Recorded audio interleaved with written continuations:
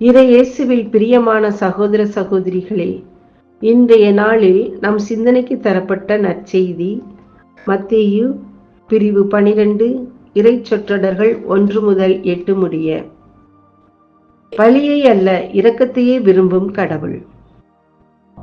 வழிபாடு என்பது ஏதோ ஒரு சில ஒழுங்குமுறைகளையும் சாத்திர சடங்குகளையும் கடைபிடிப்பது மட்டுமல்ல.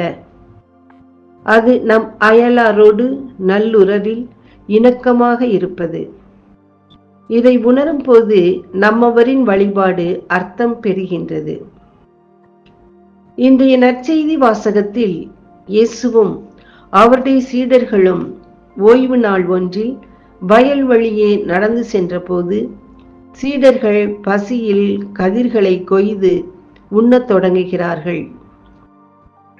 இதை கவனித்த பரிசேயர்கள் இயேசுவின் சீடர்கள் ஓய்வு நாள் சட்டத்தை மீறுகிறார்கள் என்று குற்றம் சாட்டுகிறார்கள். அதற்கு இயேசு அவர்களிடம், தாவீதும் அவரோடு இருந்தவர்களும் பசியாய் இருந்தபோது குருக்கள் மட்டுமே உண்ணக்கூடிய அர்ப்பண அப்பங்களை உண்டதை சுட்டிக்காட்டி, பலிகளை அல்ல இரக்கத்தையே விரும்புகிறேன் என்பதை அவர்கள் கற்றுக்கொள்ள சொல்லுகிறார். பரிசேயர்கள் மற்றும் மறைநூல் அறிஞர்கள் அனைவரும் சட்டத்தை கடைபிடிப்பதில் தீவிரம் காட்டினார்கள். ஆனால் தங்களோடு வாழ்ந்த சாதாரண மக்களை வதைத்தெடுத்தார்கள். அவர்களை கொடுமைப்படுத்தினார்கள். இந்நிலையை கண்டுதான் ஆண்டவர் இயேசு அவர்களை பார்த்து, சுமத்தற்கரிய பழுவான சுமைகளை கட்டி மக்களின் தோளில் வைப்பார்கள், ஆனால் அவர்கள் தங்கள் விரலால் தொட்டு அசைக்கக்கூட முன் வரமாட்டார்கள் என்று கண்டனம் செய்கிறார். மத்தேயு நற்செய்தி 23:4.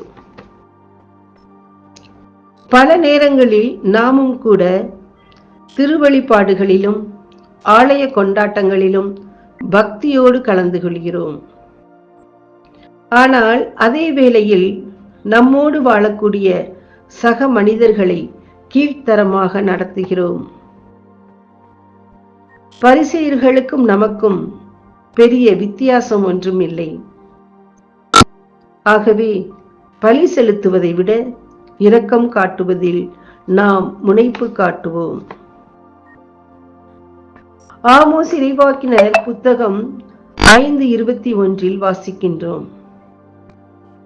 அங்கே கடவுள் இஸ்ரேல் மக்களை பார்த்து கூறுகின்றார், உங்கள் திருவிழாக்களை வெறுக்கிறேன், உங்கள் வழிபாட்டு கூட்டங்களில் எனக்கு விருப்பமே இல்லை என்று.